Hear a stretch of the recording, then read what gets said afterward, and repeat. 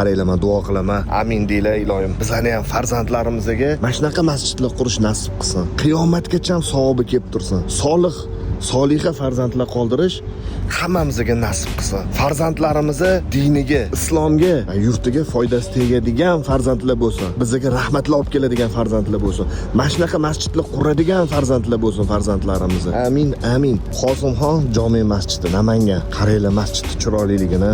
Odamning ko'ziga yosh keladi. Mana bu gumbazlarini, tillarang gumbazlari, mana bu minoralari, arxitektura mo'jizasi-ku.